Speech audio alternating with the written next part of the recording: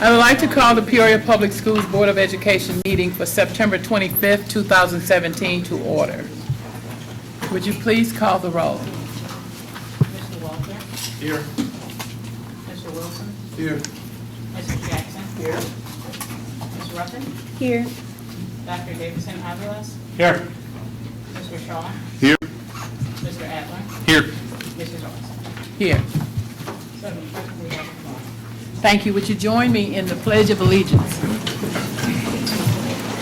I pledge allegiance to the flag of the United States of America and to the republic for which it stands, one nation, under God, indivisible, with liberty and justice for all. Wonderful.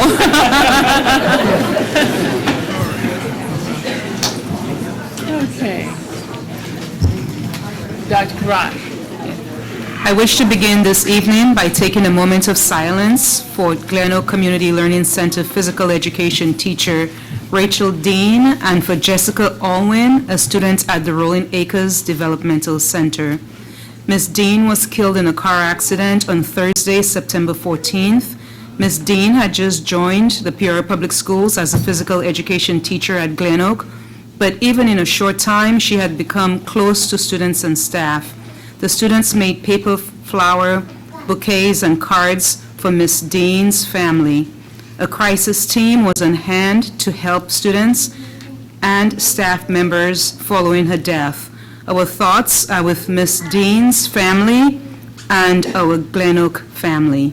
Rachel's family is accepting memorials for a scholarship fund to be named at a later date. I also wish to extend our deepest sympathy to the family of Jessica Alwyn. Jessica passed away on Saturday, September 16th. Memorials to Jessica may be made to osfalmosthomekid.org.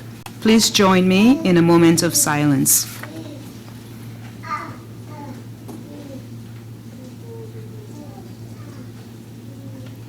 Thank you. Are there any announcements? Mr. Shaw? Thank you. Next Monday, October 2nd, is the deadline for applying for classroom and field experience grants from the Peoria Public Schools Foundation and the Community Foundation of Central Illinois. Deadline for the PNC classroom grant is October 10th, 2017. Teachers will send an email with a link to the online application. Thank you. Ms. Jackson? On Wednesday, September 27th, is a SIP day. Middle and high schools will be released at 10:30 a.m., primary schools at 11:30 a.m. It is important that students be in attendance on SIP day. Also on Wednesday, Dr. Ann Bond and the Franklin Primary School staff will host an Avid Showcase Day to provide professional development opportunities to educators from Avid schools throughout Illinois. The Peoria Public Library North Branch will host DIY Craft Day for Peoria students on Wednesday from 1 to 4 p.m. Also, while there, don't forget to sign up for your library card. We're working with Peoria Public Library to have 100% of our students to have a valuable resource at no charge, and that is that library card. Thank you. Mr. Walther? Parent University returns this Thursday, September 28th from 5 to 8 p.m. at Wildlife Prairie Park and will meet 5 times this school year at other points in and around Peoria. This week, Franklin, Thomas Jefferson, and Woodrow Wilson will host our first event. They have also created the boards behind us to showcase their schools. Please welcome Dr. Tanya Jenkins to tell us about this year's Parent University program and the first meeting this week. Good evening, and thank you for welcoming us this evening. I brought along the principals that are hosting with us. We have Franklin and Woodrow Wilson and Thomas Jefferson. And this year, as last year, we're very excited about the number of families that are already signing up to attend. We've added a new piece to our Parent University this year. We're also going to be adding 5 pieces for educational purposes. And so families will have an opportunity to do and learn about the Peoria Public School curriculum, social emotional learning, SNAP academics for nutrition with our own Mark and his team from Sodexo. We'll also be looking at some special education needs for special needs students, English language learners, and then finally the Peoria Park District is going to join us and do a series on learning through play as a family. So if families are able to come out, they'll be able to select from one of these topics and be able to complete 5 sessions on their selected topic. And I brought along tonight to help share a little bit with us, Carrie Berger and Kelly. You guys want to share a little bit more? Sure. We want you to please make a reservation at www.peoriapublicschools.org/RSVP, and then each family can catch a shuttle bus from any of our 3 schools, Franklin, Woodrow Wilson, or Thomas Jefferson. And we also have shuttle buses from Peoria High and Manual Academy. Buses will begin loading at about 4:15, and then they're going to leave promptly at 4:30, and then they will return trips starting at 6:30. Dinner will be provided as always, and there will be chances to win raffles and prizes. If you complete all 5 of your series, then you will receive a district certificate of completion, and then you will get to go out on the Spirit of Peoria for the 6th Parent University, but only if you complete all 5 of those from that 6th event. Good evening. Also appearing at Parent University will be Acacia Tiny Woodley, founder of the anti-bullying efforts, with October being Bully Awareness Month.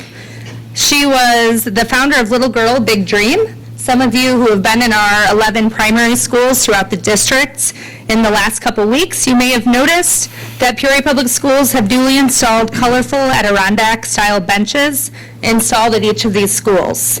These friendship benches were donated by Sherman's. Thank you, Sherman's.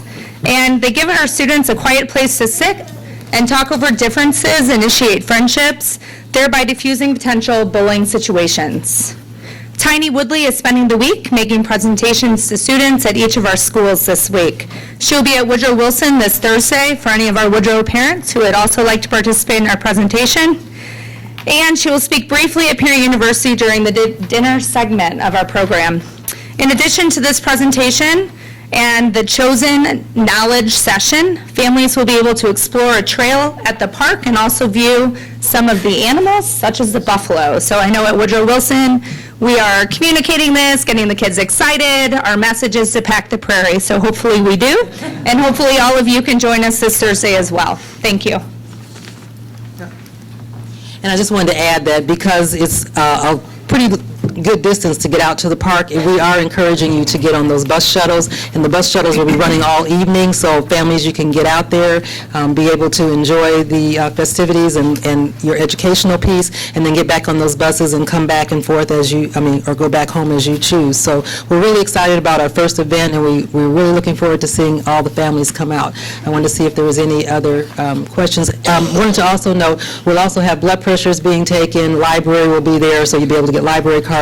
So just a lot of things going on this Thursday, starting at 4:15 if you want to load the buses at any of our sites, and we'll see you out at the park. Thank you.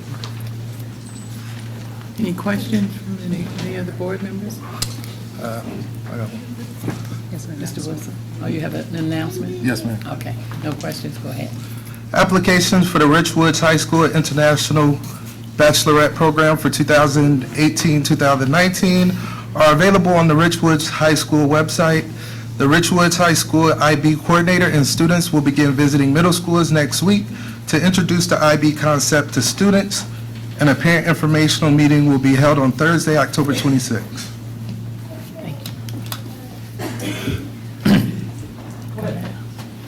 Okay. So thanks to our 8th grade students from Lindbergh, Rolling Acres, Sterling, Calvin Coolidge, and Mark Bills middle schools for their participation in the naturalization ceremony last week at the Civic Center. Students watched as nearly 700 adults from 86 countries took the oath of allegiance. And actually, out of the blue, Dr. Crott was the keynote speaker. So each new citizen received a letter from one of our Peoria Public Schools 8th grade students, and the ceremony also included a short video in which students discussed their views on the U.S. Constitution. If you want to view that video, you can go to the district's Facebook page or YouTube channel. Thank you. Thank you. Dr. Bob?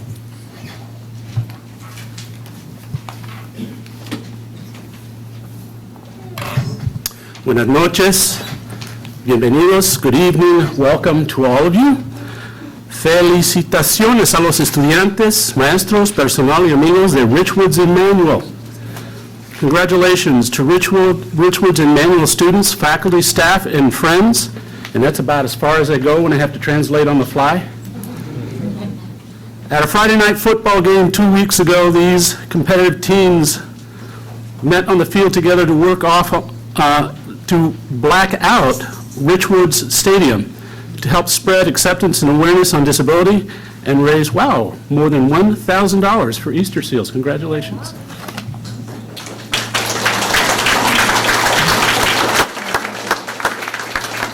Thank you. Other announcements? Mr. Waller, did you have one? Thank you. Okay, that's right. Okay. Next on our agenda is the community contribution. We're delighted to have representatives from Eureka College with us tonight as we celebrate the college's contribution to Peoria Public School Foundation's Horizons Club. At this time, I would invite our foundation staff members and to the podium, and anyone else that they would like to have come up to present a recognition and also to welcome them as an adopted school. Thank you. Thank you for having me. I brought, my name is Trish O'Shaughnessy. I'm with Peoria Public School Foundation, and Brenda Wilson, who also works with Horizons Club, is here. Cindy Morris, our foundation president, and Sarah Oakford, our adopted school coordinator. And we wanted to gather tonight to thank Eureka College for all that they have done for Peoria Public Schools Foundations. I have a little thing I'd like to read to express kind of what we were thinking about Eureka. And it says, Muhammad Gandhi once said, "In a gentle way, you can shake the world." That is exactly what Eureka College has done for students in Peoria Public Schools. With their support, students' worlds have been impacted. Over 5 years ago, the Peoria Public Schools Foundation and Peoria Public Schools had an idea to enhance the college and career readiness of middle school students. Horizons Club was born with a pilot in 3 schools, a handful of students, and a small startup budget. When Cindy Mortis started approaching organizations for support of the program, one of the first to immediately become a part was Eureka College. We had an idea that a journal tool could be helpful for the children, a place for them to take notes, roadmap their goals, and highlight their dreams. Eureka College volunteered that first year to sponsor the journals for around 100 students. This tool has proven to be a gentle way to shake the world. 5 years later, Eureka College has continued to generously provide the funding for the Horizons Club Journal. Here I brought a sample of what they've evolved to. As you will see, they are pretty swanky. Very nice. We now have more than 800 middle school students each academic year in all 13 Peoria Public School middle schools. Eureka College has literally funded thousands of journals. These little red notebooks have become the calling card for our students. They are part of this prestigious group, carried into lunchrooms across Peoria as a badge of honor. The pages have recorded inspiration from hundreds of speakers who have shared their career stories with the children and have provided a space for the students to verbalize their dreams. Today, we would like to thank Eureka College with the Community Award. We are so pleased that President Wright and Mr. Murtaugh, who is the Vice President for Institutional Advancement, could join us. President Wright has personally been a tremendous support for the Horizons Club program, in specific, volunteering her time as a career speaker when she was in her previous role at Eureka as the Vice President for Strategic Initiatives and Diversity. As president of the college, she has continued her unwavering backing of our schools. And thank you so to Mr. Murtaugh. From the start of this program of Horizons Club 5 years ago, He was instrumental in the dedication of resources from Eureka College to the program. We thank you both. Their continued support of the Peoria Public Schools Foundation and programs like Horizons Club have shaken the world of our students, providing them with some of the tools necessary to reach their dreams. I really appreciate all that you have done. I know that this seems like an insignificant part of the program, yet this notebook has really become a vital piece for our students. It gives them a lot of pride to have it, and it really has become a place for them to record their dreams. So thank you. And I do have the big award. A couple of our children made you cards expressing how much that they appreciate your donating these books to them. So here's one for you. Here's one for you. Thank you so much. Thank you so much.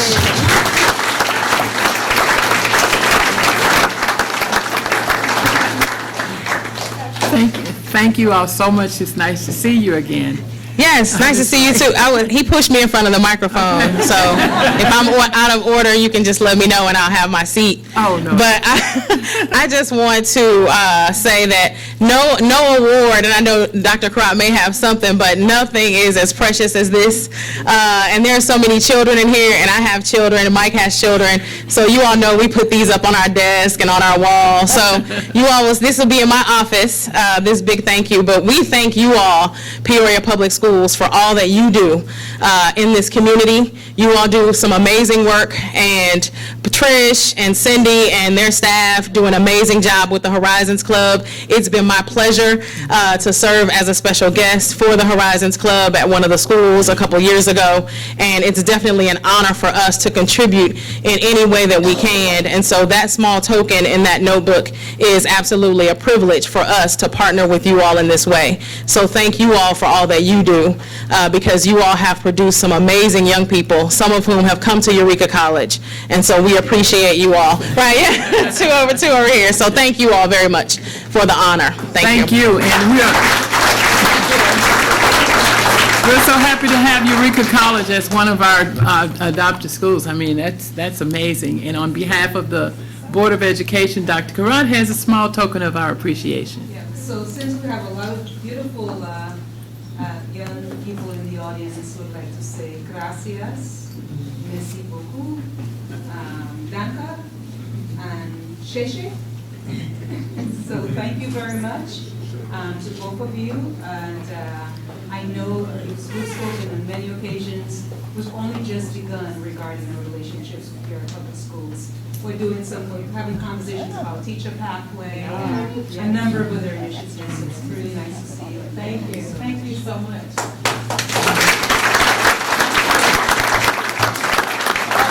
Well, thank you, President Ross. You mentioned a little segue for the adoptive school. You have never been recognized as an adopter for Peoria Public Schools. So we're going to recognize you tonight as an adopter at large, since you cover a lot of our schools. Wow, thank you so much.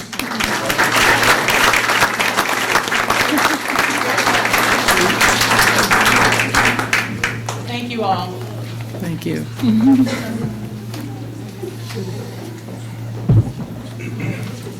Awards and recognition. We have remarkable readers.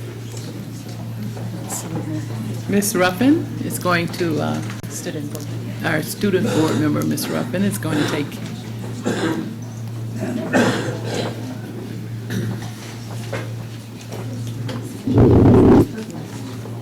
Good evening. Good evening. This summer, Peoria Public Schools students participated in the Remarkable Reader Program. And more than 60 students in grades K through 8 read a minimum of 30 minutes per day for 4 days a week from June 5th through August 16th, keeping track of their reading time and the books they read. After submitting their reading logs to their teachers the first week of school, students were entered into a drawing for a $50 Target gift card and a $50 Barnes & Noble gift card, along with a journal and a bookmark.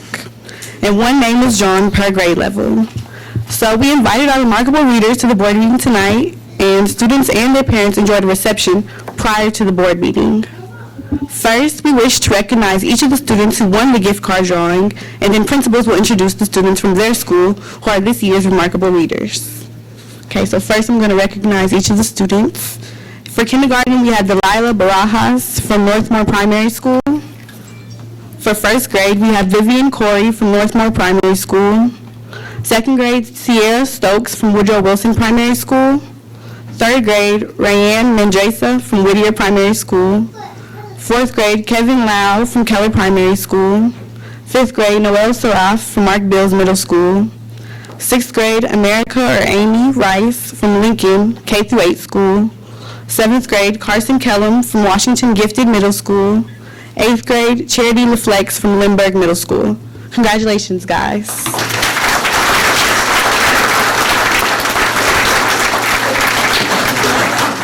And now I want to recognize, I'm going to introduce the principals to introduce the students themselves or the representatives. So the representative for Charter Oak School is Mrs. Kathy Rodriguez, if she's here. Hi.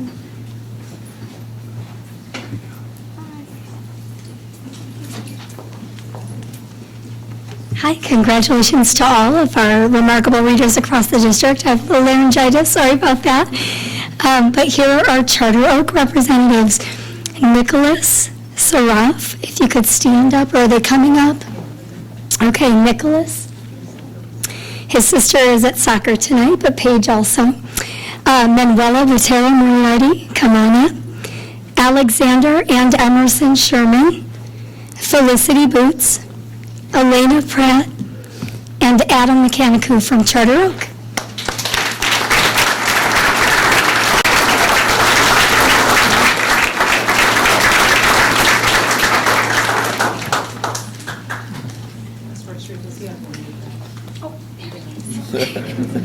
Should we come over here, maybe? Stand up here so she can get you in the picture too. There we go. Thank you. Good job.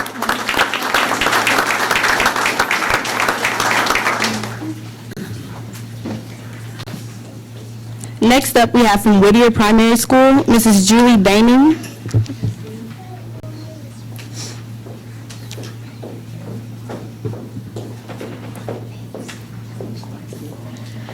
Hi, thank you. Congratulations, all the readers. And I'd like to have Matthew Go to come on up from Whittier, please. And Rayanne Mendresa, come on up, please.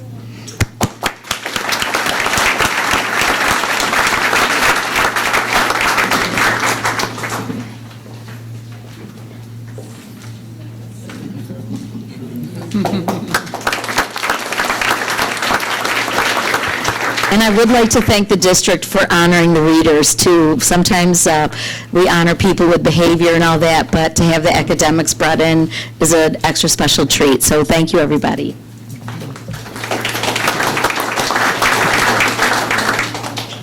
Next up, we have from Northmore Primary School, Mrs. Angela Stockman.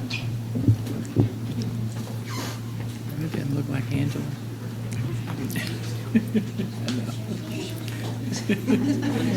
Hi, Angela. I look different, I know. My name's Marcy Steele. I will introduce the Northmore readers that I knew were here during the ceremony, and if any others are here after that, please let me know and I'll say your name. So Delilah Barajas, McKenna Henderson, Joanna Jenkins, and Matthias Bowden. You guys kind of come on up, all four of you. Did anybody else here? And then Vivian, yes, because you won, didn't you? You got here just in time for the goods, right? All right. Yes, we did.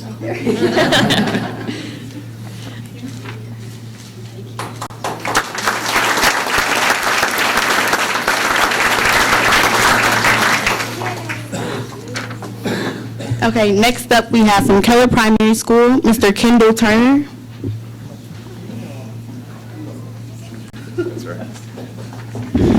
I'd also like to thank you for honoring our readers. Keller had 8 students who completed the program. 5 of them are here tonight. So let's have C.D. Surrier come up, Khadijah Surrier, Olivia Barksdale, Kevin Liao, and Fatma Surrier. All right. Stand up here so you can.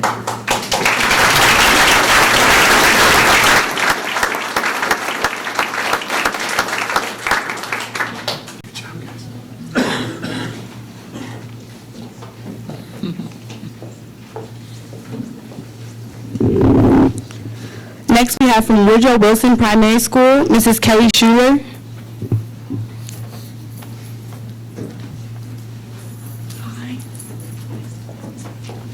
Good evening. A little taller. We had 6 students this summer who participated to be remarkable readers, and I have 2 tonight. You might see our smiles over there. We have a theme going, be the reason someone smiles today. And as I said in the reception earlier, these 2 young ladies, along with these 6 kids, have definitely made me a proud school mom of all of them, and proud of our parents for encouraging our kids to read each night, as we like to drill into our families each year. So congratulations to Ciara Stokes and Chloe Clark.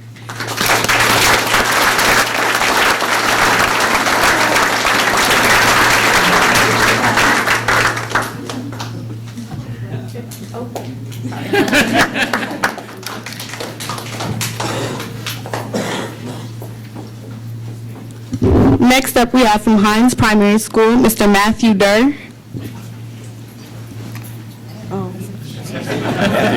No, he didn't come today. I'm Beth Barksdale. I'm a 3rd grade teacher at Hines, but I'm doing double duty because my daughter Ava Barksdale participated, along with Frankie Plaskin, Nick Plaskin, and Andrew Plaskin. Can you come on up?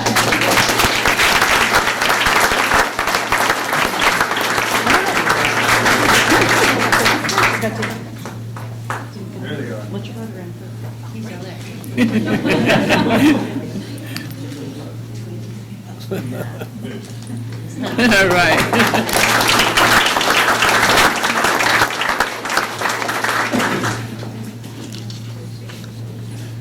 Next up, we have from Mark Bills Middle School, Mrs. Laura Rogers.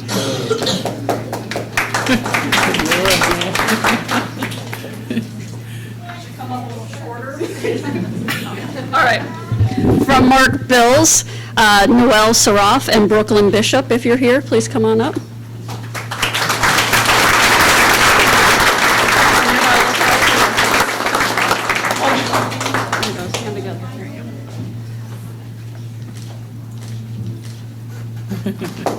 Thank you.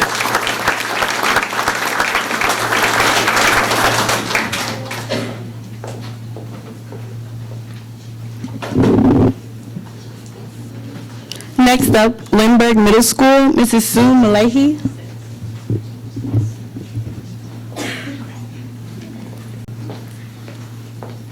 Thank you. As kids get into middle school, we always appreciate that they can find time during reading, and again, we thank the district for supporting us and parents as well. We had 3 students who completed the program, and we have 2, I believe, here tonight, Charity LaFlex and Jordan Ingram.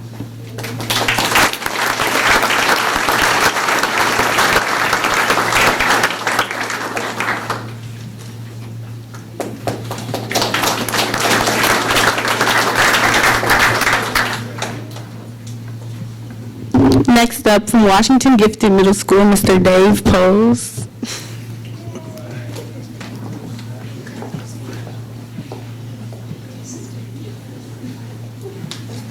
Thank you, Selena. So good to see a lot of Washington families and kids, and again, reading's a huge part of what we do here, so we really appreciate it. You can see our parking lot after recess. We always pick books up and lunch boxes too, so it's a lot of fun. John Tandeschi, come on up. Lillian Lau, Theo Sherman, somewhere around here, Haruni Boparachi, Alexi Mechanicu, Aiden Delavalli, Carson Kellum, Savannah Mon, Monica Ash, star around here, there you are, and Caleb Brinkman. Again, our Washington Wildcats, we're very proud of all the kids in our school and all the reading they do. Thank you also, district members, for encouraging this too. So thank you very much, guys.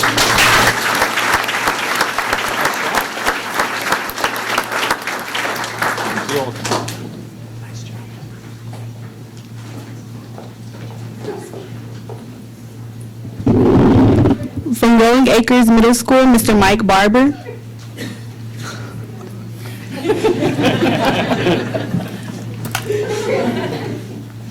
Now I should come up much taller with an Adam's apple, but no. All right, there were 3 students that I'd like to recognize from Rolling Acres. So Eliza Hedman, Kellison Gersich, and Sam Ash. Please come on up.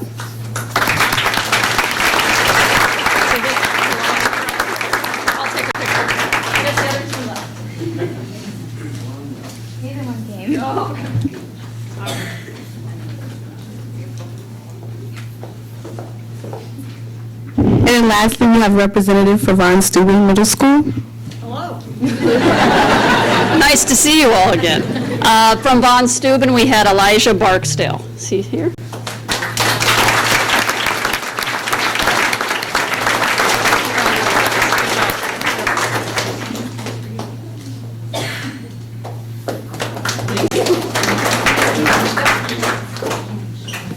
And Lincoln's representative. Marcy Steele. We have one reader, but she reads as much as 10 students. I see her in the cafeteria reading. I take sympathy on her and send her to the library and so she can read by herself. But she is a great student, and we are very proud of Amy Rice, 6th grader.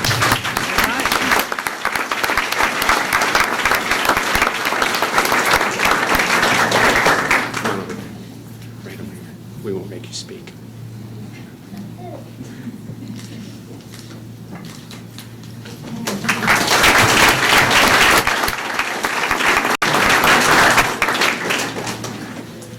And now we just want to give one final round of applause for all the students and all the readers. Congratulations, guys.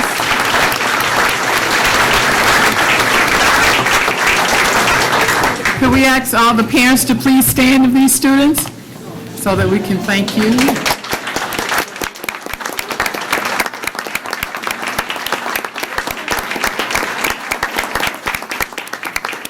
We know that it's with your commitment that the children are doing as well as they are. Any additional teachers or principals would like to stand? Any of the teachers here? Or principals?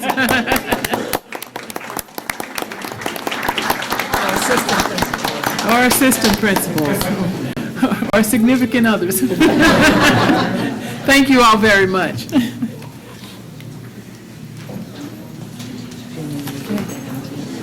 I'll give you a few minutes. Those of you who would like to stay, you're welcome to stay, but I'll give you a few minutes to exit if you'd like. I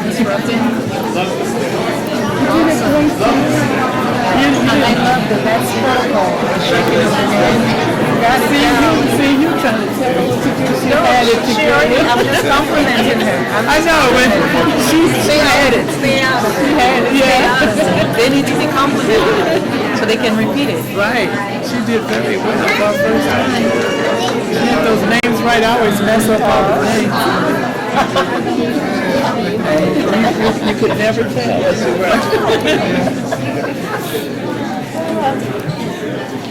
All right.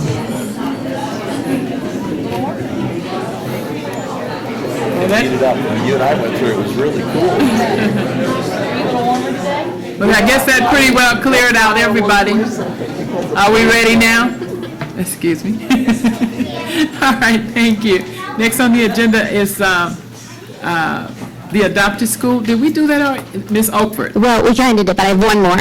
Okay. But that's kind of rude, they all left, wasn't it? They had places to go and things to do. I know. So I'm Sarah Oakford, I'm the adopted school coordinator, and I didn't really write up this much for tonight because this partner came about through the Community Leadership School.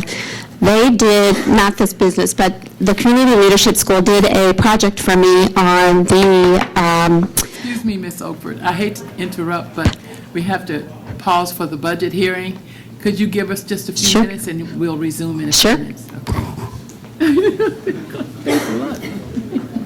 All right. We now declare the budget hearing is open.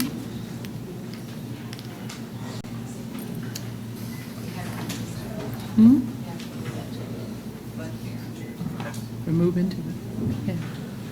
You need a motion? Okay. Mr. Walter? Aye. Mr. Wilson? Aye.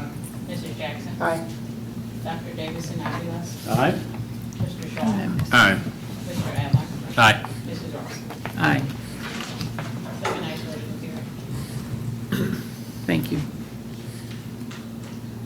there any public comments on the budget hearing? Public comment? Public comments on the budget hearing? Yes, two things that I'd like to bring up, and I usually bring these up at these budget meetings. Number one is busing. I think we spend way too much money on busing, and there's got to be a simpler way to do this in order to save money, not only save money, but allow the students not to incur the wrath of the buses. That being that they say that 65% of discipline problems occur on buses, either coming to or going from school. And I think it's, in the case of the Woodruff students that used to walk to school every day, 7 years ago, they walked to school. Every one of them was within a mile and a half almost, except a few of Von Steuben probably, of walking to Woodruff. They all walked.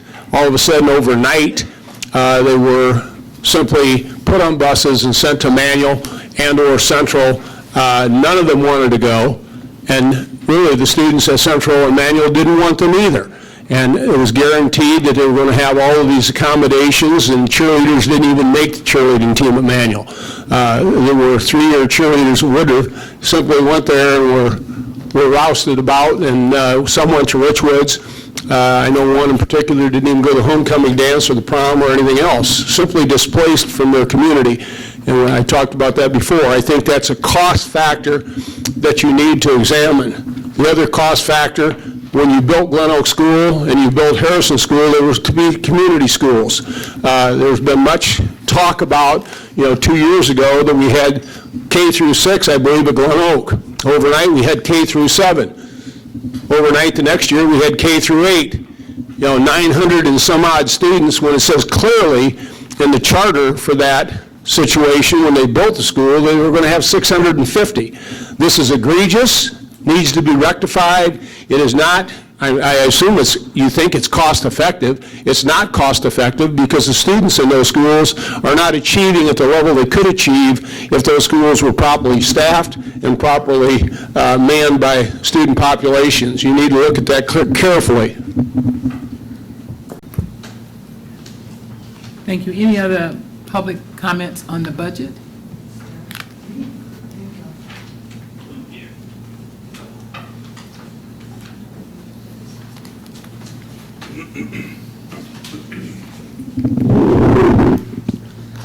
Sabino Sierra from the south side. I want to say that I'm starting to look at some of our physical plants, and they still need work on them. You people on the board there, you're not doing a very good job of seeing that they get done. You're too busy taking trips and all this, and spending money, and I don't see that much better achievement for our schools. You come back and you don't even say what you learned, on these excursions that you went on. And so we got to get rid of a lot of those traveling, you people. We had one member say that she'd go any place as long as it was free, and this is a bad attitude to have. And so let's get busy and bring our schools, our physical plants up to date. They're still lacking the air conditioning and all, whatever you have. They don't have enough restrooms. They should be painted better on the interior of the schools, And so I'm going to be on you people all the time when I come, and I want to bring some good news instead of always complaining. So with that, I'm going to leave you, and you people think about it, what your responsibilities are, and do it. Thank you. Thank you. Other public comments? Any other public comments relating to the budget? Seeing none? Public hearing is closed. And now back to you, Ms. Oakford. Sorry about that. I'm making them come up so you can't interrupt. You brought power with you. Anyway, Alliance Benefit attended Community Leadership School, and she heard me speak about the snack pack program in Peoria Public Schools, and they wanted to get involved. They happen to be a company that I was trying to work on because my husband works there as well. He's here. I made him come too. But anyway, I'd like to introduce Michelle Miller and Mr. Paul Oakford. I'm kind of disappointed that we lost our audience because I had a spiel about how, if you're a member of a company that potentially could also adopt a school, that I would highly recommend it. That so far, we're in our infancy stages of this, but done our first activity where we were able to fill a treasure trunk full of items for the school. These items included school supplies and toothbrushes, toothpaste, deodorant, hair things for students to put into their good behavior treasure kits and also into their hygiene items that were needed. So we're very, very excited to be able to be a part of this, and I feel very blessed that I was able to hear the project at the Community Leadership School and then to really bring it back into my own company. And I hope that we really make a difference in this school year for these children, that we feel it's very important, and we're very dedicated to the community at large to make this happen. So thank you for that. Thank you. Mr. Oakford, do you have something? I'm being thrown in here. It has really been a pleasure for us to be involved with this program. It's such a neat program, and we are really excited about all that we can do with the school. So thank you. Thank you. Well, we're just very glad to have them with us. I met with them for I met with Michelle for about an hour, and 7 days later, she came, and we had to haul in things. So it's going to be a great relationship and a great adoption. If I had to be adopted, it's a good adoption. Did I hear you say snack packs? No, we don't do snack packs. Oh, They're also going to sponsor one of our trunks for Trunk or Treat next month. They're going to do something each month, and she has a very, very generous company with great human beings. Great, thank you. Thank you. And I also like to introduce Andre Allen. He serves on my advisory committee, and he's also on the foundation board. Thank you, Zach. But these are our plaques for each of them. Here you go. Thank you very much.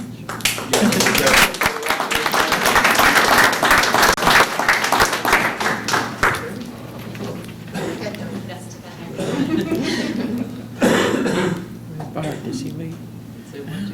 1, 2, and 3. We'll just get 2 for social media etiquette. There we go. All right, cool. Thank you. Thank you. I'm just glad that my husband now knows what I really do. Thank you. Thank you. I'm not sure that'll help, Sarah.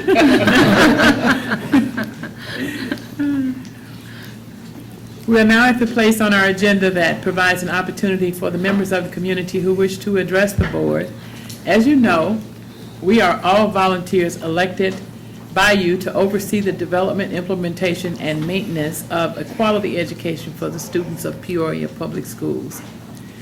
The board welcomes your comments and suggestions relating to this goal. Recognizing that we all have our First Amendment rights of free speech, we ask that your comments be focused on those issues within the board's authority. There are some issues we are not at liberty to discuss in public, such as personnel and other executive session topics. However, if you have a specific personal concern that needs to be addressed, we will get a staff person to help you. In addition, board members are accessible outside of these meetings. Our phone numbers and emails are listed on our website, which is psd150.org. We realize that 5 minutes may not be enough time for some of you to express your thoughts, so we have installed a comment box for your convenience. Our board secretary will collect those comments after each board meeting and compile and share those with the board and superintendent. When you are recognized, please come to the podium and state your name for our records. Each speaker has 5 minutes, and no one under age 18 may address the board unless accompanied by a parent, guardian, or teacher without the consent of the majority of the board. Our first speaker is Zach Griffith. Garrett. You pronounce your last name, because I just messed it up. Get rich. Okay. I was actually hoping I'd get a chance to speak after you had gone over the first reading of the Safe Haven, but I'll go ahead and kind of give my spiel beforehand, and I apologize, I'm a little sick right now. Before you go ahead and read it, I want to let you know that Peoria is home to close to 9,000 immigrants. About 5,700 are documented, mostly from India, Mexico, and Germany, and a little under 3,000 are undocumented. The reason that the safe haven policy is so important is because the current administration has said even if you are caught in suspicion of a crime, not charged, not convicted, but just suspicion, that could be grounds for deportation. So right now, there is an enormous amount of fear within the immigrant community, and that's why someone like me, a citizen who has no fear of deportation, is here talking to you, and not somebody who is an immigrant or someone who is a person of color that's an immigrant. I have a sense of privilege because I don't have to worry about getting deported. So I'm here to really try and impress upon you that the policy, if it is enacted, will have a huge effect. It will affect thousands of different families. Furthermore, it won't just affect individual children. District 150 also does adult learning classes, ESL classes for adults. So if whether you're undocumented or not, and you're taking an ESL program, and you know that the district is not going to collaborate with ICE, that allows you to take that ESL program, that extra learning program, to help you assimilate into American society, to help you become a citizen, to help you take that next step and better your life. And some people have asked, it's like, well, there is no collaboration going on. And that's true, and we're definitely very happy to hear that. The problem is that the fear is very real. And I believe Dr. Karat mentioned back in May that she was aware that students had stayed home from school because of fears of deportation or even fears of hate crimes. The other issue that I wanted to bring up is,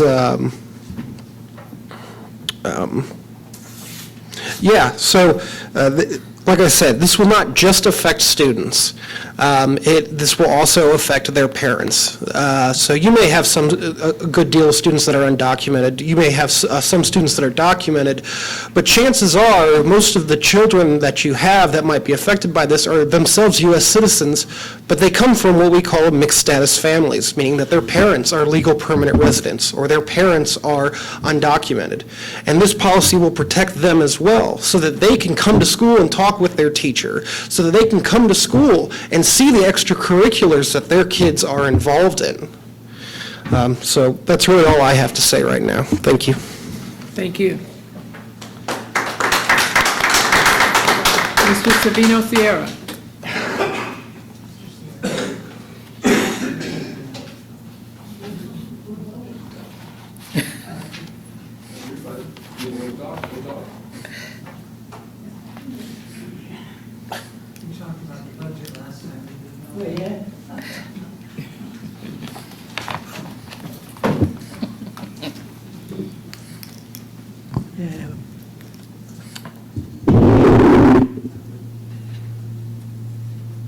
So this, I think sometimes we think that they're going to be in a lot of trouble, and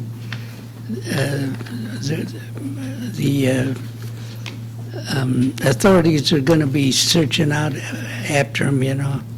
I've had them come to me when I was working in the field. And when I say working in the field, I was a union house painter, and I worked all over, and I guess they found out I was a Mexican, and they asked my employer where I was working, and he told them. And they come out and search, asking questions. I tell them, I don't know. I talk to them all, I don't ask them where they come from. They're doing their job and I'm doing mine. So I know right now with this president we have, he don't know what he really wants, He's wanting to build a wall and everything else. And right now, we don't know what's going to happen to us if those North Koreans get trigger happy and start shooting at us. And the president, he's so brave, he's got a bunch of troops that he can throw in, and it'd be terrible if we have to go to war again. So we just got to be cool, and we should find a way to either calm down the president or get rid of him, because he's costing us too much trouble, and even in our educational programs and that. And so I just tell you to keep on your toes and speak up what's right, because these people, all of our descendants that they came to this country, they didn't have, a lot of them didn't have permits. They just came and start working and start building the country back up, And this is what it's all about.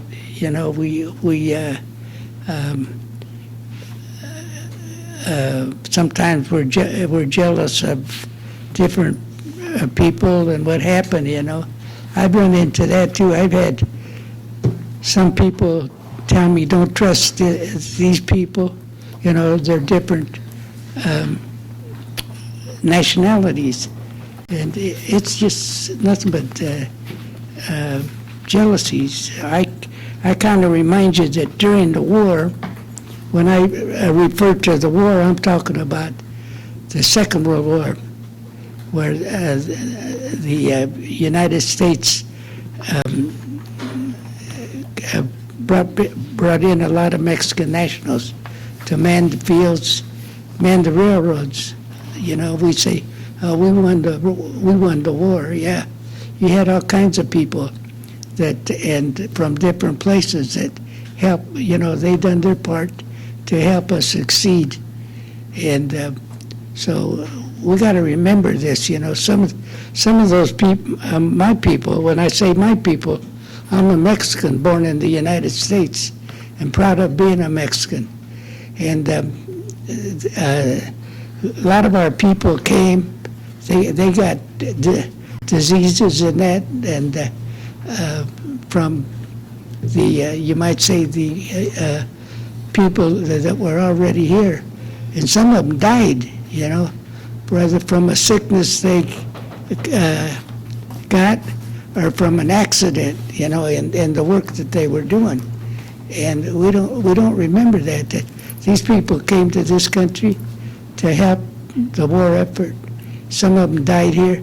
They never got to see their folks anymore, And we gotta remember that it takes everybody, not just the chosen few. So, and I can say that the Mexican people that are studying here are doing good. I've got three nephews. Just a minute, please. One of them already graduated from the U of I and working in Champaign. The other one is a junior at the U of I, and just this past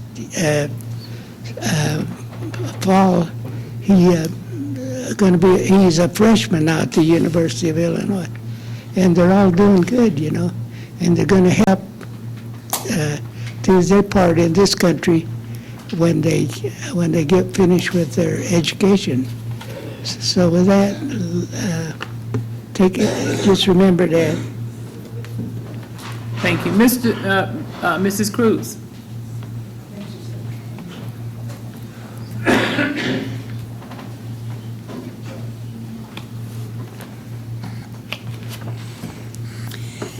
Tonight, I have given you my compilations of data from the Human Resource Reports from February to September 11.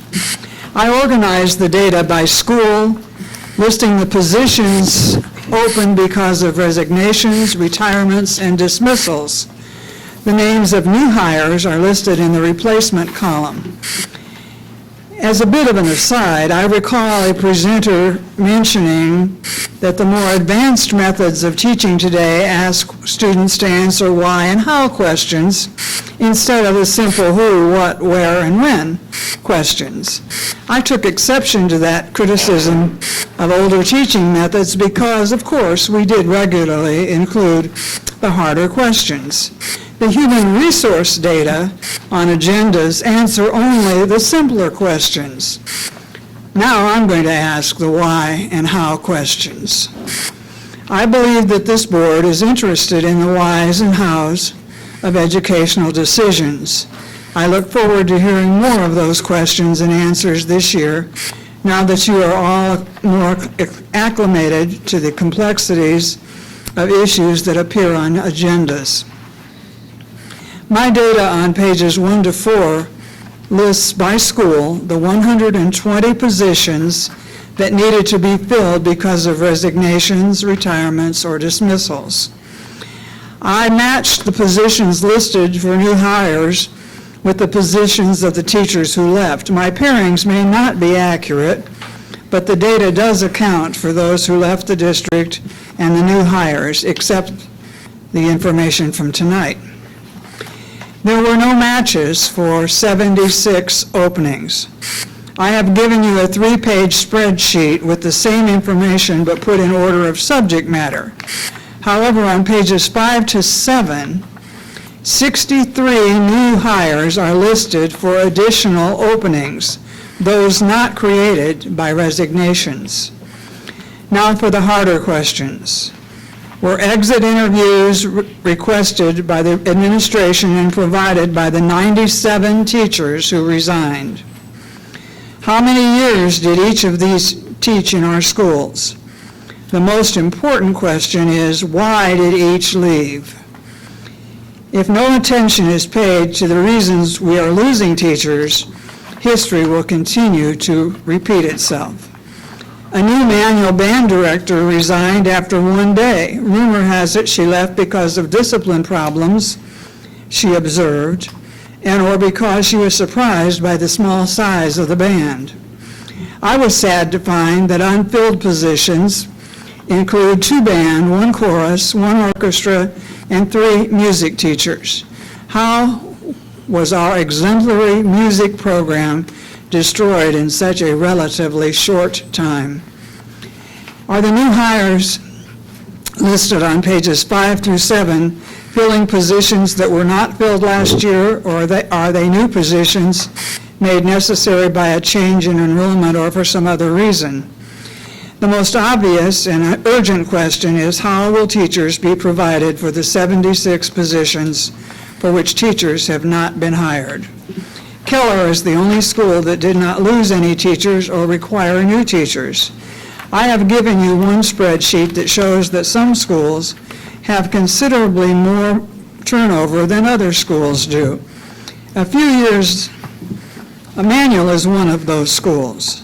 In 2003 to 5, a significant number of us retired. A few years later, the Johns Hopkins program demanded that 2/3 of the faculty be replaced. Since then, Emmanuel has never had a stable faculty. The yearly turnover at several schools certainly is a probable cause for discipline problems and educational inadequacies. Please ask for help from teachers and the community in seeking solutions to these problems. Thank you. Thank you. Mr. Terry Knapp?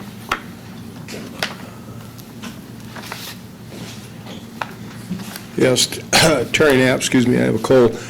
I'd like to thank Dr. Crott and Mr. Adler and Ms. Jackson and Dan Walther in particular for their performance in the case of the stadium, and also in this article I read in the paper that we're going to have a 2-year study on the concept of year-round school or balanced calendar, if you will. If you remember, it was 7 short years ago that Woodruff got closed. The Board of Education didn't even go into the community and talk to the community members in the Averyville area. Just ignored them. You know, it was pathetic, really. And that wouldn't have happened, I don't think, under this current board or Dr. Crott. They did it. I know why they did it. They did it so the power people in Peoria from Caterpillar could get their Quest High School, and they ignored the students, and they simply, you know, within 6 weeks, closed Woodruff. They didn't do a study at all. You still haven't done a study on whether those students are even functional, whether or not they even get on the bus and go to Manual and Central. I'm convinced that half of them don't. I'm convinced that half of them, you know, just think it's pathetic that they have to go anywhere. They should have a neighborhood high school. That's my opinion. But thank you to the board considering, you know, having a 2-year study period for this year-round school. I might mention, I think I told you last spring when Quest decided to do this, Quest said, oh, we talked to Rock Island, and Rock Island does this. I read that comment in the paper. Rock Island didn't do that. Rock Island took 9 weeks off in the summer. I called their office, and they told me they took 9 weeks off. If they took 9 weeks off, they could not do the concept of 9 weeks on and 3 weeks off. I mean, that's what they told me. Now, those two people may have misinformed me, but I did call them, and that's what they told me. So be aware that everything you read or everything you hear is not necessarily the truth. Going back to Ms. Cruz's comments on Manual and the Johns Hopkins situation, what a joke. Went in there and put block scheduling in. Block scheduling had already been tried by about 3 other high schools in this area and miserably failed. Block scheduling is a type of scheduling where you don't go to school in the summer and then you take a semester off of English or math, depending on which end, and you wind up with either 7 months off of math or 7 months off of English. That doesn't work, and it didn't work. And lo and behold, Johns Hopkins disappeared. Somehow, the block scheduling disappeared. Where did it go? I don't know. Central, they got a block, I mean, not a block, but they got a grant for $6 million. The last year of the grant, I'm sure people sitting around the table, maybe Dr. Crott doesn't know this, the last year of the grant, they had money left over. So what did they do with the extra money? Did they return it to the government? Did they put it into the band program? The band programs at both schools, Central and Manual, is pathetic. They don't even march. They don't even wear their uniforms. Manual had 8 drums at their game that I went to 2 weeks ago. 8 drums, no instruments in the stands. Central sits in the grandstand, doesn't even march. I mean, I remember a few short years ago when Mr. Higgins was a band director, they marched out on the field, they did routines and everything else. I mean, people know this. And no one even questions, why they don't do this. Anyway, the money, where did the extra money go? The extra money was given to the teachers. Given to the teachers. $2,000 at Christmas, a bonus. $2,000 at Christmas for every teacher at Central. $2,000 in the summer. At the end of the school year, $2,000 more at the end of the year. Just $4,000 for every teacher. There must be at least 60 teachers at Central or more. So multiply 60 times 4,000. How did those teachers get that money? Lathan's administration didn't care. Hey, we got extra money, give it away. Don't return it to the government. Don't give it to the kids. And you wind up with 2 bands that are miserably insufficient because they don't have any money for instruments. They don't have any money for anything, I'm guessing. And that's just the way it is. And then you talk about some of these other things that go on in those grants. It's unbelievable the amount of money we spend. We spent like $35 million at Central. The track they put in, inside the track, you can't even play a football game because it's 5 yards short of a football field inside the new track. Unbelievable. Who came up with that idea? Why did we spend that money and we didn't even get a football field out of it inside the track? It to me, is just unreal. Whatever. Thank you. Mr. Knapp. I would see Lane Hopkins.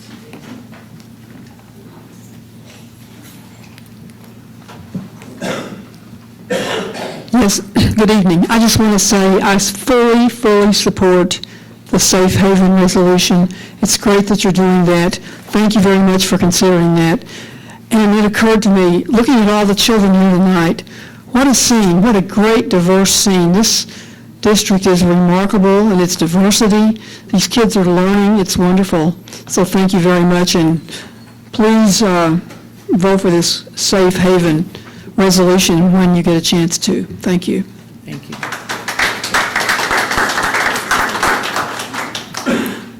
Is there any response to audience presentation? Dr. Carra, anything? Okay, seeing none, we'll move right into the information items. The salary compensation report.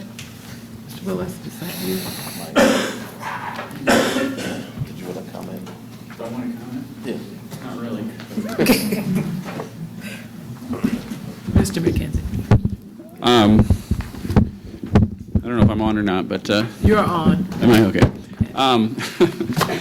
Salary compensation report, most of that information on the report, we do this every year. The state requires us to do certified employees in their EIS system, and payroll and my department work together to get that all in the state system. And then for completeness, on the last page are the administrators that work in positions that don't require certification. Some of them might have certifications and different things, but they don't require certifications for their position. So we add that at the end for completeness on the very last page. But it has to be presented to you by October 1st and put on our website by October 1st. So this is just a presentation, and if you see anything, any issues with it, I encourage everybody to let me know by October 1st so I can correct anything that is, because obviously there's a lot of names and we check a lot of them, but something might have slipped through the cracks. So it's this customary thing that we have to do. yes, customary. Every school district does it. Right. The rule is that you have to post it on your website. There's no rule about where it has to be. It's actually interesting if you go looking for it at other school districts. It's very difficult to find usually, but every school district should have a report very similar to this on their website for every year. So, any questions of Mr. McKenzie? Thank you.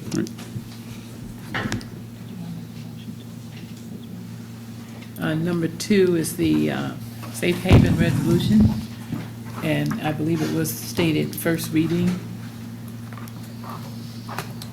Do you want to introduce it, Mr. Shaw?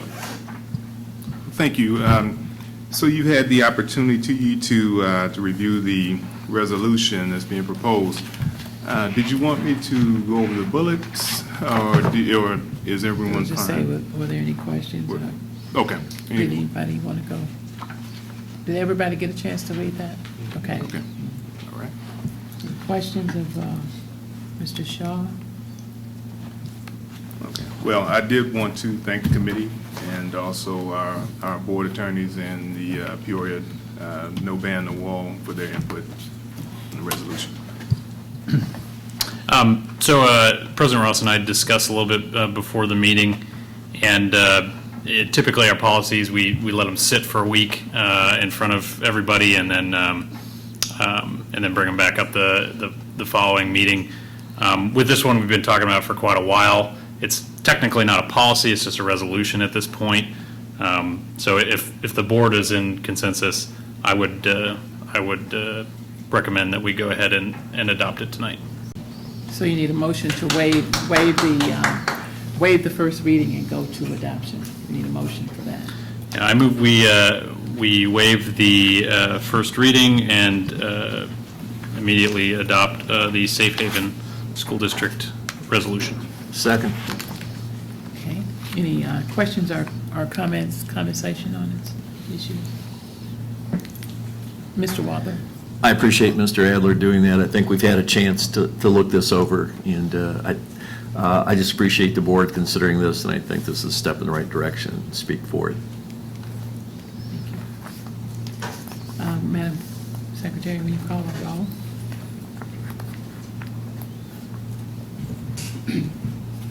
Mr. Walker? Aye. Mr. Wilson? Aye. Mrs. Jackson? Aye. Dr. Davidson Aviles? C. Mr. Shaw? Aye. Mr. Adler? Aye. Mrs. Ross? Aye. 7 ayes, motion carried. Thank you. Proposed expenditures over $2,500. Are there any? Come back anytime. We don't get applause often, thank you. Are there any questions of Mr. Willis on the expenditures over $2,500? Okay. Report of request under the Freedom of Information Act and the status of such report, or such request. Right? Thank you, President Ross. Since our last board meeting, which was held on September 11th, we had one new request. There were 3 pending requests noted on September 11th board report. All of those 2 were filled. We have received to date 48 requests for this calendar year for a cost of $2,330.75. Thank you. Consent agenda.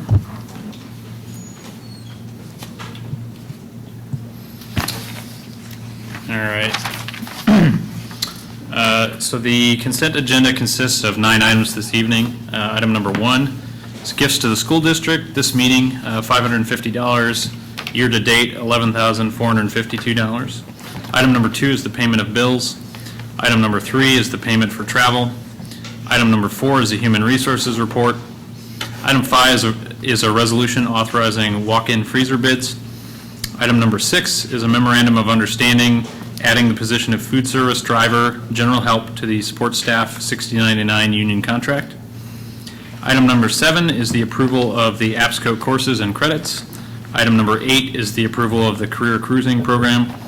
And item number 9 is an approval of a contract between Peoria Public Schools and the Methodist Medical Center of Illinois Incorporated concerning the operation and staffing of in-school health clinics at 4 district schools, Manual Academy, Peoria High School, Harrison Community Learning Center, and Trewin School for the 2017-2018 year. And that is the entirety of the consent agenda. Thank you. Are there any items, any board member? Which one? Oh, we've got that as deliberation. That's deliberation. Okay. Any items of the 9 items any board member would like to pull for a separate vote? Seeing none, are there any discussions on any of the items? Would you please call the roll? I move that we adopt the entirety of the consent agenda. Second. Mr. Walter? Aye. Mr. Wilson? Aye. Mrs. Jackson? Aye. Dr. Davidson Aviles? Aye. Mr. Shaw? Aye. Mr. Adler? Aye. Mrs. Ross? Aye. 7 ayes, motion carried. Thank you. Item 10 is the budget resolution. The proposed action is that the Board of Education approve the following resolution. Whereas the Board of Education of Peoria School District 150, County of Peoria, State of Illinois, caused to be prepared a tentative budget, and the Secretary of the Board has made the same conveniently available to public inspection for at least 30 days prior to final action thereon. And whereas a public hearing was held as to such budget on this day, the 25th of September 2017, notice of said hearing was given at least 30 days prior thereto required by law, and all other legal requirements have been complied with. Now therefore be it resolved that by the Board of Education of said district as follows, that the budget containing an estimate of amounts available in each fund separately and the expenditures from each be, and the same is hereby adopted as the budget of this school district for the 2017-2018 fiscal year. Need a second? Second. Go ahead. Okay. Second. Discussion? Mr. Walter? Any discussion? No discussion. I was going to discuss anyway, so I figured, how'd you know that and stuff? Mr. Walter? No, I just, in going with this, it is tentative. If there are changes we need to make during the year, we can amend as by area. Is that true? Okay, that was the only question I had. Thank you. Any other discussion? Would you please call the roll? Mr. Walter? Aye. Mr. Wilson? Aye. Mrs. Jackson? Aye. Dr. Davidson Aviles? Aye. Mr. Shaw? Aye. Mr. Adler? Aye. Mrs. Ross? Aye. 7 ayes, motion carried. Presentations and suggestions by board members. Mr. Walter? I have a concern that's an ongoing concern, and it has to do with discipline in the schools. I think all of the board members received a memo from the union that was a survey that they had done in regards to discipline and a couple of other items. My concern is I think we have some schools in the district that still need some assistance with discipline. One of the things, as a suggestion, I think the AIOs or EIEIOs that deal with the 3 different groups, I would like to see input from teachers and students from both the 3 high schools, and quite frankly, I think the middle schools also, as to what's going well at those schools and what could they do better for discipline. And I think part of the trigger for this was that our apps group, those kids are so bright, and I think sometimes we're missing a resource. I think one of the better steps we made was when we had students that are sitting here on the board.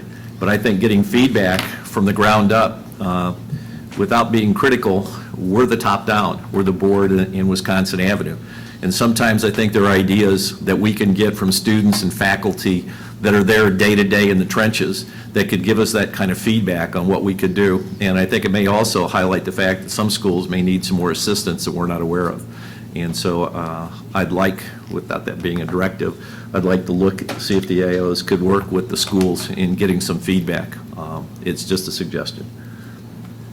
Clarification, are we just talking about the high schools? I would like to include the middle schools, and quite frankly, I'm not so sure that the primary schools, we couldn't get some good feedback, seeing how the readers that we had here too. But I think for right now, I'd like the high schools and the middle schools to get some feedback, because I think really the middle schools is one of the areas that we're seeing some of the issues. Quite frankly, discipline's a tough area for those kids and stuff with it. And I think if we got some feedback from the students as to what they think would work, I think incorporating and getting some feedback from them, and that's not just from the students who are AB students. I think if we've got some kids who have been, quote, the trouble kids, and I might have been in that category when I was in middle school, but I think getting some feedback from them wouldn't be bad. And I think having a committee to work with that, I know that the administrators in those schools and the teachers have a lot going on, but I'm just thinking that I'd just like to see some feedback from the schools themselves.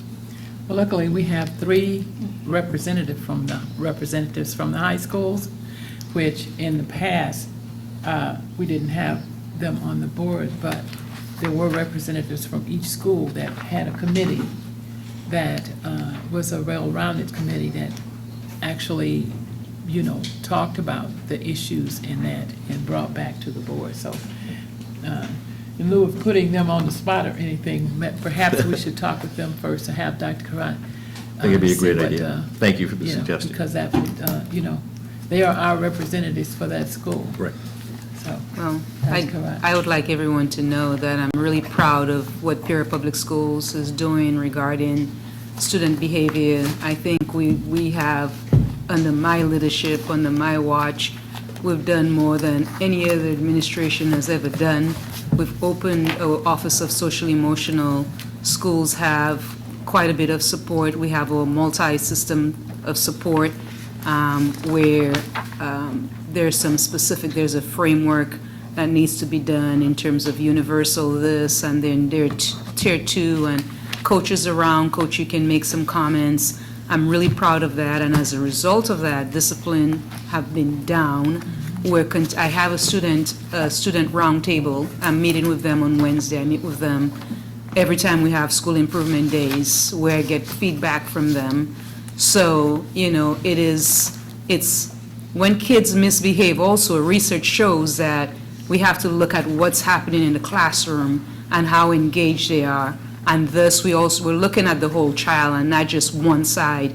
We also have to look at the other side, the academic side. So there's a lot about rigor, and rigor talks about the cognitive complexity and then also student autonomy. So how engaged are kids? Is the work meaningful? And so forth. So it's not just one-sided and, discipline, discipline, discipline, discipline. I'm really proud of the work that we're doing. AIOs, we're talking with principals all the time. We're doing more and more things around alternative opportunities for kids. Jeff and I had a conversation, Ms. Atkins-Dutrow, last week where we're brainstorming some additional things. So, I can't do more, all right? But, and the team, we're moving in the right direction and we're working our buns off, and I'm proud of what we're doing. I agree.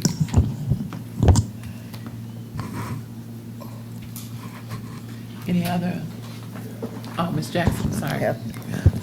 Thank you, Dr. Carrott, because I was going to say some of the same things you said.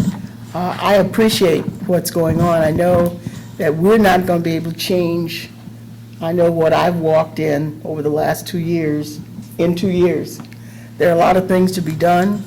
I think we're getting the right people in the right spots where we can really begin to see the change with all the work that's going on from the year that I came on board as a board member.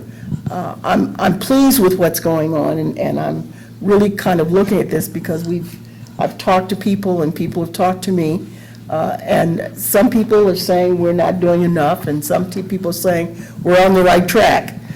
So we've got to look at both sides to work through this. I know that we're doing things that are different in trying to help our children. So we've got to really get on the ball as it relates to including the whole child. Our children, many of our children come to our district with all kind of issues and concerns, and we as a board and as teachers and staff are dealing with things that maybe you've never dealt with before and the kind of things that our kids are going through. I believe that with the social emotional part of this whole thing, we're going to see some changes made. I think the AIOs have a big part to play in this, and I think that they're going to do that because the ones that I know and have been working are concerned about our kids. And as long as we have our kids in mind first, we're not going to change things overnight. We haven't been able to do that, but we're going to change some things, and I see it happening. So what I really don't want us to get into is, oh, woe is me kind of attitude, because we've got to stay up on this thing. We've got to stay positive about it, because we have to show our kids that we care about what's happening. We have to show our families that we care about what's happening. And I think we're going to see some great things as we put all of our pieces together and move forward. So I believe we had the right people in the right places to do that. And I'm pleased with what's happening. There's some things I'm not pleased with, but then we're not going to be pleased with everything all the time anyway. But let's work hard, continue to work hard, and move this thing forward, because I think that we're going to see some things this year, even this year, that we have not seen in the past. So I appreciate all of you and what you're doing. I know a lot is being drawn out of you as staff, and it's going to take some time. And I don't want to play tomorrow's quarterback. I want you to do your job and do what you're supposed to do for our kids. And Ms. Ross, I'm comfortable, any one of the AI, Dr. Wilson, you're over elementary, what are you doing regarding this piece? And Mr. Welch can make some comments, and Dr. Bell can make some comments, and Coach can make some comments. I'm really, really excited. I'm actually happy that Mr. Walter brought it up, because, that's something that I think about every day, and it's one piece that really keeps me up. And I think we have something really, really good going. It's not just us, though. We also need, and we have some amazing teachers also. They're well-planned, they're prepared for their kids, and I've said, send Dr. Jenkins those 10 names. That's because one of the things I don't want is kids coming in and disrupting the entire environment, and they know. So they know what they have to do, and if they ask for support, those buildings that are asking for support, they're getting it. What innovative things are you guys doing at the elementary level, Dr. Wilson, regarding student behavior side? Well, I think it starts, like as you mentioned, it starts at the core with all students. And so, as Dr. Crowd alluded to, we developed and really fine-tuned our framework. We didn't have a tight framework prior to this year, and so it's real clear what steps all students are doing. I think all of our buildings obviously have PBIS, but they have, they're constantly adjusting, rewarding, supporting. It's just an ongoing evolution. So I meet with principals every day, and we talk through what they're doing. And everyone's doing a little bit different, but I think they're doing it to meet the needs of their students and their staff, and they work together collectively. So it's something that's constantly moving, and it's constantly flexible, which I think we have to do, because our students are changing, and we get new students all the time with different kinds of needs. So I think that's very important. So we have a strong framework. I think they're flexible. I think they're creative. They're using their parents. So those are some things behavior-wise. The other pieces, I think the academics, as Dr. Crowd alluded to, we are working very hard on ensuring that students just aren't busy in class, but they are provided an opportunity that really has some deep learning. Because when students are engaged and they're certainly interested in what they're learning about, then we know that their behavior will be better. So the staff is constantly trying to bring in community members and being creative with the curriculum and the things that they're doing, because it's all about that engagement as well. I would echo at the high school level what Dr. Wilson said in terms of our structures in place. Before the year started, we had Derek's team meet with each school, each high school, and Lincoln as well as the other 3 and 2 levels, and talk about what exactly they have for Tier 1, which is what the strategies we use with all students, and then Tier 2 and Tier 3 for those students that might progress up that triangle in terms of those strategies and what works best in those schools, which is going to be different from school to school. And much of this was worked through the universal leadership teams too, where teachers were represented. The engagement piece is enormous. In a lot of what we're doing with pathways, we truly believe will engage students to a much higher degree when they can see meaning in their learning, when they can see their future in their learning, and hence the behaviors will dissipate because they want to be in school, they want to be engaged in meaningful, relevant activities, which some include the classroom and some need to include outside of the classroom, outside of the school in terms of job shadowing opportunities and internships, and then refining our curriculum to match what the needs are going to be, what the job market's going to be when they enter that job market. So, again, going back to structures and meaningful curriculum, instruction, and opportunities. And Coach, you talked about the walkthrough, I think is pretty impressive. The board should probably hear about that. The SEL team, along with the AIOs, are meeting with all of the building principals and staff, providing trainings in the buildings. And also, there are times when behaviors need to be resorted in consequences or discipline, but also just changing that mindset that when we can find opportunities for interventions to prohibit the consequence or discipline in an area to take that step further to find out what's going on with the student. So having those conversations with buildings to implement, we implemented our RTI, response to intervention module, where instead of documenting discipline referrals, to try to move forward to documenting interventions for students and things that we're trying to do to assist students and support students. Because teachers are having a challenging time working with some very challenging students. But teachers also have to be equipped with tools. It's easy to always say, leave the classroom or go to the office, but just trying to find trainings to equip teachers to be able to support students that are dealing with a lot of different traumatic situations. We have therapists in many of our high needs middle schools and at Manual High School that provide supports, not only with the students, but also they go into the homes, because at the end of the day, when you really want to support the child, you got to be able to provide supports to home when they go back to home. So there's a lot of things going on. We have a lot of challenges, but we definitely are going in the right direction and trying to find support to meet the needs of students. And it's everybody's responsibility to not just teach academics, but also to teach those behaviors. And those teachers who really do that, they're really seeing more success. And we'll continue to work on that area. I couldn't see that. I can't see you. You'll see you're hiding behind Mr. Willis.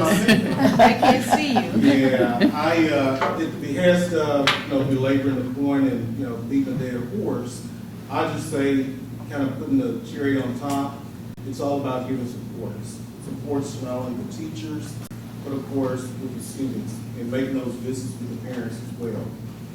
Be that contracts, phone calls, actually going into the homes.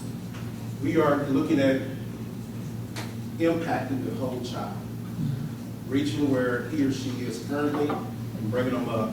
And we're going to start that by working with the teachers, making sure those lessons are relevant and that they can teach something just more than just the academic components, but also that SEL. And our social workers, our counselors, the whole framework we've been working on the past couple of years, we're starting to see bear fruit. It may not seem like it just yet, but believe you me, from when I came in 15, 16 to now, as Dr. Rod alluded to, the discipline has gone down because we put in different frameworks and we're holding people accountable.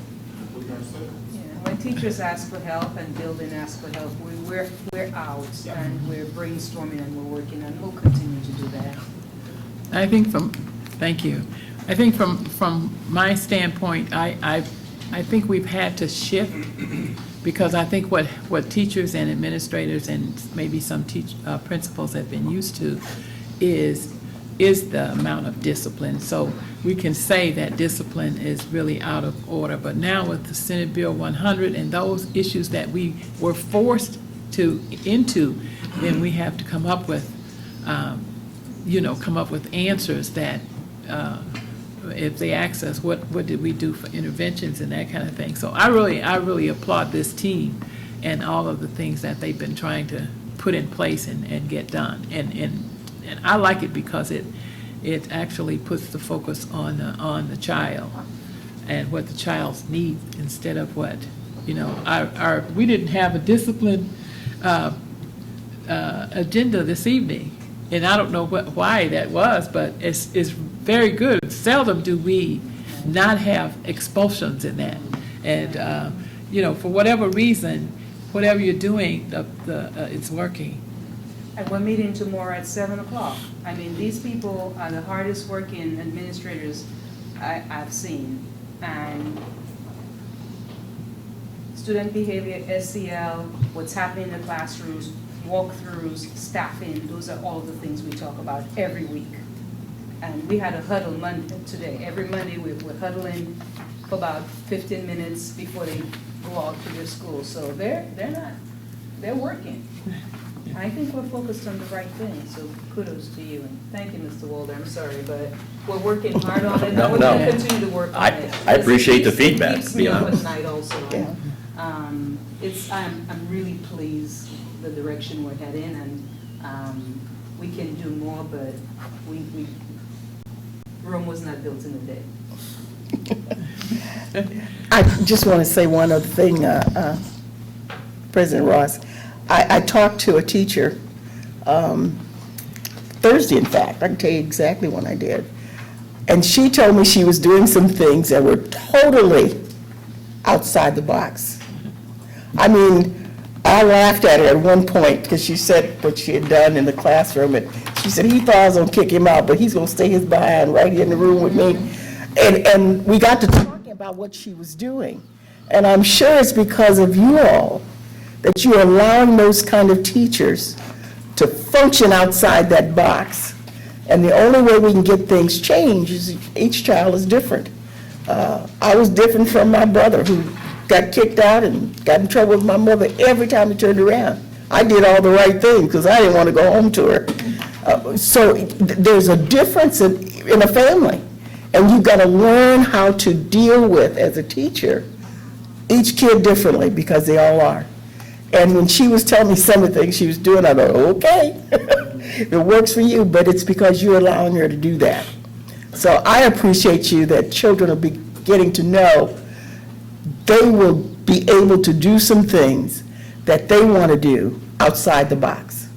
And I hope we continue to do that.